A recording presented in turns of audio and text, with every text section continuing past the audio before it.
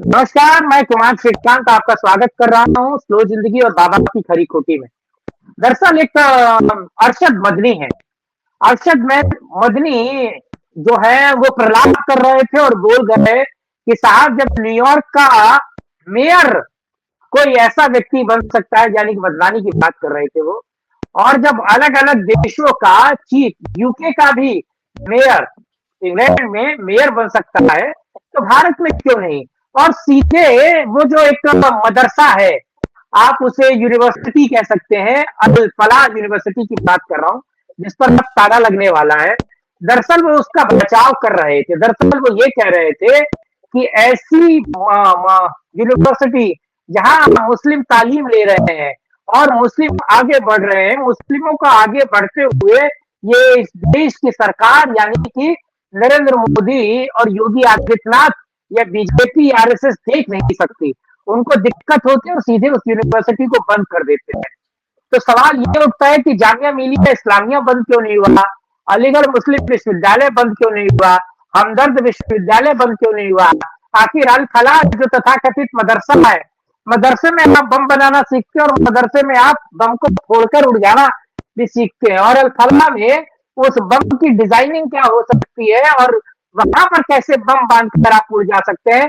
और being a doctor, white collar जो terrorist हैं वो कैसे बनते हैं, ये मलफला सिखा रही है। और अरशद मदनी के बयान क्या कुछ कहते हैं, इसी मुद्दे पर बात करेंगे। मेरे साथ सीनियर जर्नलिस्ट विनोद कुमार शुक्ल मौजूद है। विनोद जी, आपका बहुत बहुत स्वागत है। ओपिनियन अड्डा विनोद जी का एक यूट्यूब चैनल है, दर्शकों से उम्मीद है कि दर्शक जरूर वहां तक जाए और विनोद जी की जो राष्ट्रीय अंतर्राष्ट्रीय और जो तमाम ऐसी मुद्दों पर वीडियो बनाते हैं और बेहतर बातचीत करते हैं, जरूर उसे सुने। विनोद जी, ये अरशद मदनी को हुआ क्या है, इस मर्ज की उनकी दवा क्या है, बाबा का बुलडोजर। देखिए श्रीकांत जी, मदनी साहब जो हैं वो अपने इसी तरह की बयानों के लिए जाने जाते हैं। और उनका जो वो जमीयत उलेमा हिंद है, उसमें भी इसी तरह की बातें निकल कर के आती हैं। वो जो दारुल उलूम देवबंद है उसमें एक फतवा वाला विभाग है जिसमें जो है इस तरह की बात भी होती है कि गजवाए हिंद को लेकर के या लड़कियों को मोबाइल नहीं दिया जाना चाहिए।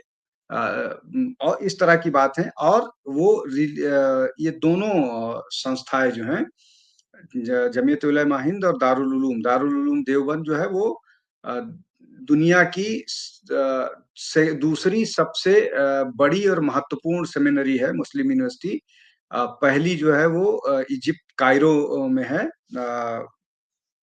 अल अजहर, उसको कहा उनके नाम से जाना जाता है। अब ये जो बात उन्होंने कही है अल फलाह को लेकर के, उसमें और उन्होंने कुछ चीजें बात कही कि जो कोई व्यक्ति वाइस चांसलर नहीं हो सकता है। आपने जिन यूनिवर्सिटी का नाम लिया, जामिया मिलिया, जामिया हमदर्द, अलीगढ़ मुस्लिम यूनिवर्सिटी, हैदराबाद उर्दू यूनिवर्सिटी, इस तरह से अनगिनत यूनिवर्सिटीज हैं जहां पर वाइस चांसलर है। जेएनयू के वाइस चांसलर मुसलमान रहे हैं।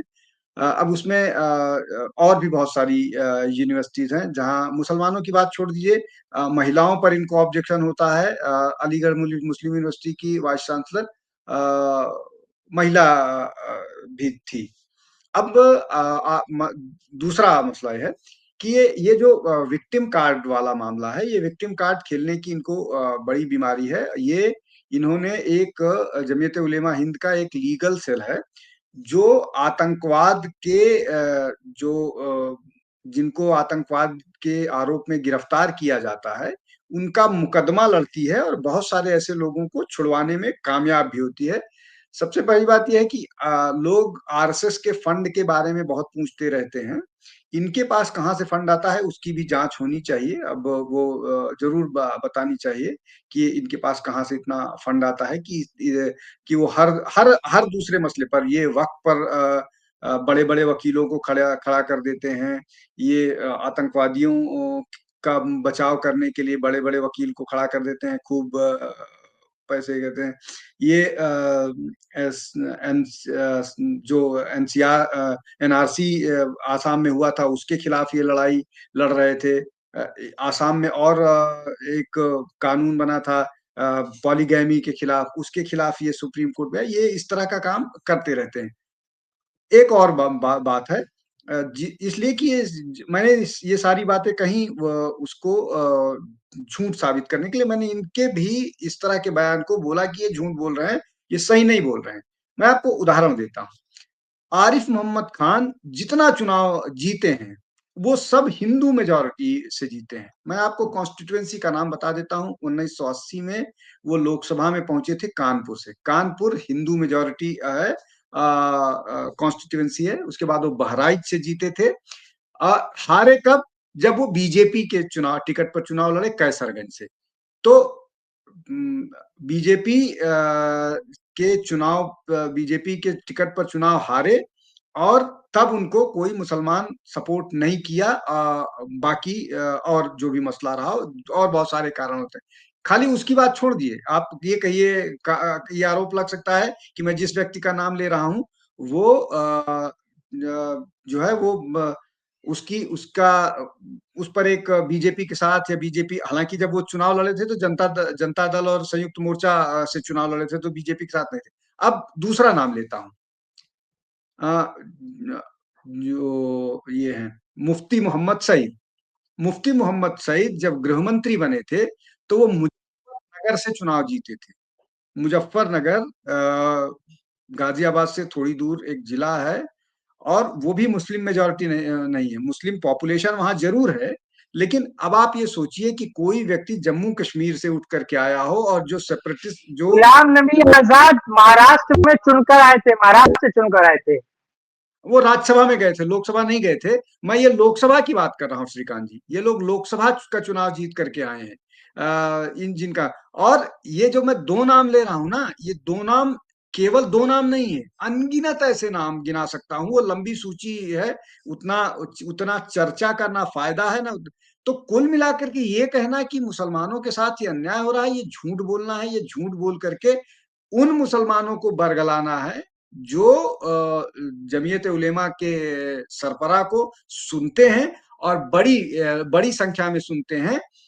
एक एक बहुत महत्वपूर्ण इंटरव्यू है आरिफ मोहम्मद खान का, और एक उसी तरह की पत्रकार जो है उन्होंने लिया था, उनका इंटरव्यू किया था, जिसमें ये बताने की कोशिश की शायद गई थी। वो शायद उसका नाम शेरवानी की पजामा की हाँ, जो पेटीकोट ऐसे कुछ नाम था। जो हाँ, जो भी मैं मुझे किसी का नाम नहीं लेना। उस इंटरव्यू में जो बात कही गई थी कि इंटरव्यू की बात आप मत कही लीजिए, उन्हें। मैं तो ले सकता हूँ, मुझे तो हाँ फ्रीडम हाँ, है। आप लीजिए। नहीं, मैं उनको महत्व ही नहीं देना चाहता हूँ। मैं उनको महत्व क्यों दूं? इससे उनका उसमें उन्होंने आरिफ मोहम्मद खान ने साफ तौर पर कहा था कि किस तरह से जो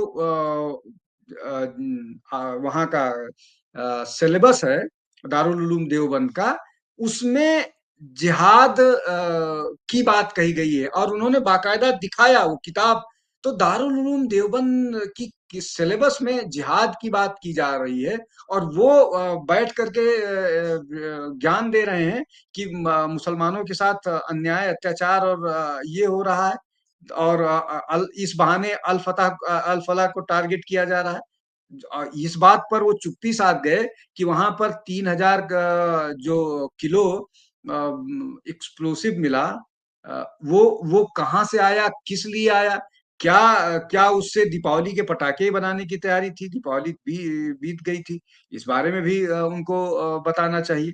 और जो लोग गिरफ्तार हो रहे हैं, और एक के बाद एक गिरफ्तारियां हो रही हैं, और जो जिस व्यक्ति ने अपने आप को उड़ा लिया, वो क्यों उड़ा लिया? क्यों ऐसा, मतलब क्या वो कोई उसके साथ ऐसा हुआ कि उसने अपने आप को सुसाइड कर लिया? वो सुसाइड बॉम्बर था ना भाई, वो फिदाइन था। उस पर कुछ बात नहीं निकलती।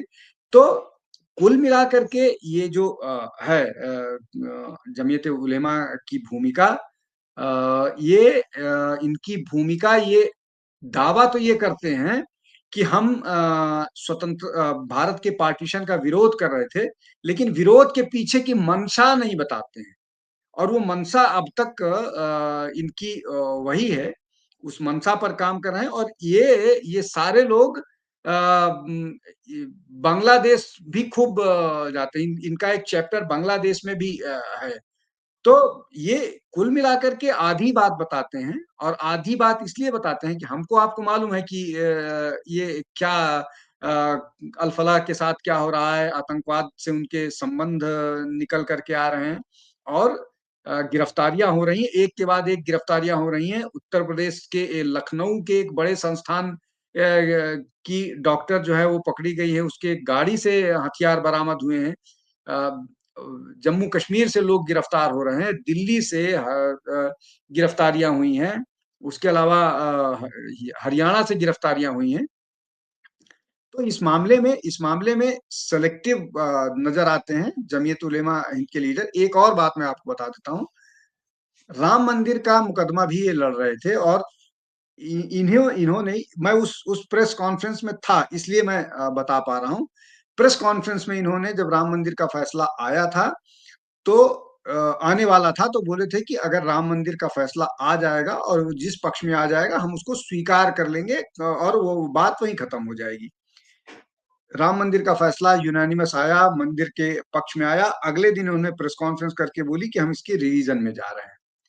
अब रिवीजन में जा रहे हैं, और रिवीजन में ये गए, रिवीजन में भी मामला इनके खिलाफ गया। इसके अलावा श्रीकांत जी, एक और बात समझ लीजिए, जब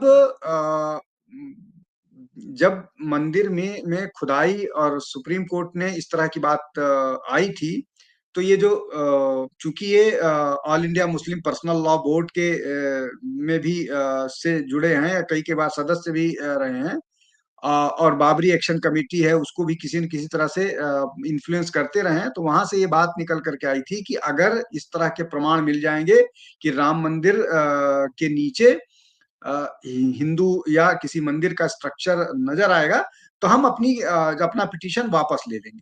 जब जब इस तरह के प्रमाण मिलने शुरू हुए, तो ये मुकर गए। और उसमें सैयद शहाबुद्दीन, जो ऑल इंडिया बाबरी मस्जिद एक्शन कमेटी के उस समय वो हुए थे, वो थे। तो ये कुल मिलाकर के ये जो पूरा का पूरा जो नेटवर्क या प्रोपेगेंडा ये लोग फैलाते हैं, ये झूठ का होता है। और ये उसी तरह की बात कर रहे हैं कि अल-फलाह यूनिवर्सिटी की और किसी यूनिवर्सिटी को क्यों इस तरह से नहीं किया जा रहा है।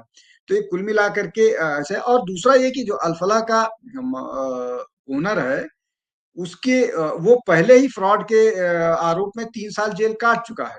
तो किसी क्रिमिनल को डिफेंड करना, मुझे लगता है किसी धार्मिक संस्था के व्यक्ति को बचना चाहिए, लेकिन वैसा नहीं होता है। मदनी साहब इसको बहुत पुरजोर तरीके से समर्थन करते हैं।